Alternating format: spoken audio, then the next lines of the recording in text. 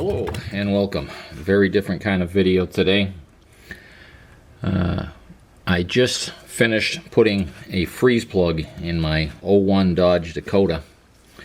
That's the one that's behind the motor mount on the passenger side. Now I don't know if this will work on the driver's side. Never tried it. Don't ask. I don't know.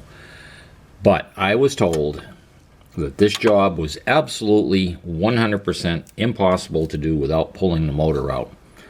18-year-old truck, dual exhaust, air conditioning, automatic transmission, coolant lines, yada yada yada. By the time you've disconnected all of that and pull the motor out, pull the grill, pull the radiator out, stuff is going to break on a truck this old. And getting it back together is going to be a horror show. Not to mention it's going to take me all day to do it. I did this job in about 4 hours. I got the freeze plug changed. Now it's not easy. It's going to take somebody with a lot of mechanical savvy. And from the brief explanation I'm about to give, if you don't understand it, don't ask me for further details. It means you're not up to this task. A real wrench, somebody who's a mechanic, is going to understand what I'm talking about here and be able to pull this job off if he has to. This is the motor mount.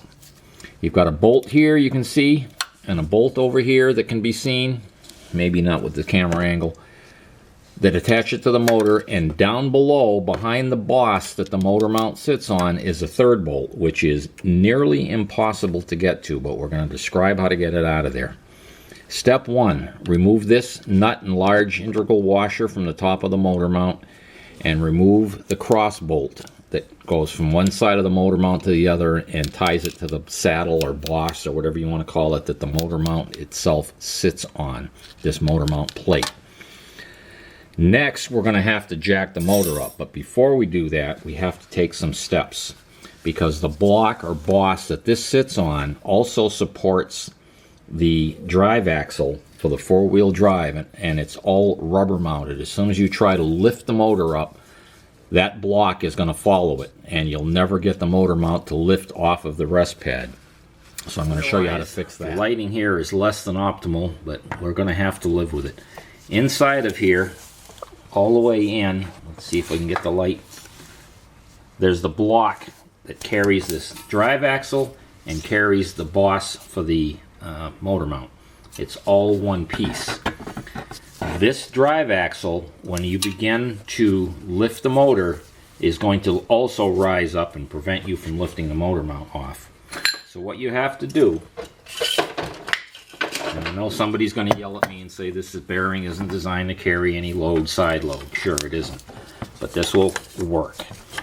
You've come up with some shims or some blocks that you can stuff between the frame, just like that. That prevents the axle from rising up when you take and jack the motor up. Now I jack the motor up with a piece of pipe. You can probably see it in the background in there. There's a piece of pipe that is not on the exhaust manifold. There's a recess in the head back there that the pipe will lock into and give you a very secure mounting. I have another jack down here in the floor that's lifting the piece of pipe. Now I have the jack sitting on wood. The reason it's sitting on wood is so that the wheels will sink into the wood slightly and the jack won't roll out. That prevents the jack from sliding away. When you're balancing an engine on top of a piece of pipe, if you don't have the jack secured, the jack's going to slide out, the motor's going to drop, it's going to crush your hand. If you don't take the steps necessary to prevent that from happening, tough shit. I've warned you. Don't call me up and say it fell on my hand. Don't be an idiot. Find some way to secure the jack, and the best way I've found over the years is put it on either a piece of plywood, something the wheels will sink into, that way the jack cannot roll. Once that's secured, you'll be able to jack the motor up. Now it's not going to go very high, but by jacking up the piece of pipe and catching that recess in the head, it will lift the motor. Now the tricky part begins. We've got all of the bolts out that we can reach, and there's that one last bolt that can only be reached from underneath, and you're going to need assistance for this. The problem is this bolt that has to come out is between the boss that the motor mount sits on and the engine. And believe me, there is, whoops, there is not enough room to get a conventional wrench on this at all. You can barely get your hand up next to the oil pan and tip your fingers in and just touch the tip of your finger to this bolt. It is well and truly buried. I did manage to get one of these ratchet and wrenches to sit on the bolt, but you'll never ever develop enough torque to turn the bolt. The bolt's going to be roughly at this angle, and I've got the wrong wrench here, obviously. Hang on. Okay, the wrench is going to be about at that angle on that bolt. There is no way you can turn it like that, because when you try to turn it, all it's going to do is step off to the side.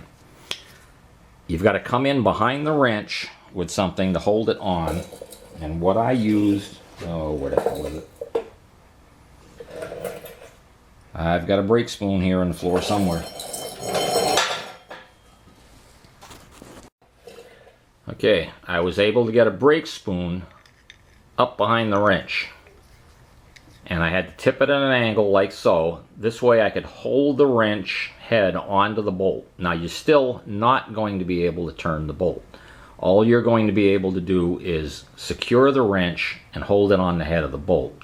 So how do you get the bolt out, you ask? Well, this is where your assistant comes in. You're going to need a very, very large adjustable wrench. Something like this beast right here. That very large adjustable wrench will fit down over the top of the motor mount on the top when it's jacked up, and you'll be able to twist the motor mount back and forth slightly. What's going to happen is you'll be able to look up in there, and as your helper moves the motor mount back and forth, you'll see the head of the bolt follow it, and that's just about as far as you're going to be able to move the motor mount. That much. It hits the block this way, it hits the motor, it hits the boss that the motor mount sits on that way. You're only going to get about 7 to 10 degrees of rotation. And if you watch, the bolt will move with the motor mount. What you're going to have to do is secure the wrench from underneath. And I've grabbed the wrong one again. There we go. You're going to have to secure the wrench. And as your helper, and the wrench is going to be about this angle, as your helper moves the motor mount one way, you're going to secure it, and then as it goes back, you'll get about one click. Hear it? Every time the motor mount moves, if you hold the bolt to keep it from back rotating, retightening, he'll go back, you'll get one click of the wrench, it'll loosen. And after 3, 4, 5 clicks, the bolt will get loose enough where you will be able at that point to work it out with the wrench and get it all the way out. Now the bolt barely fits between the block and the boss the motor mount sits on. This is not an easy job. It's not a job for a neophyte. However, if you are very adept with your tools and you don't want to pull the motor out, you can change the freeze plug. Living proof of it. I've just done it, and this took about 4 hours.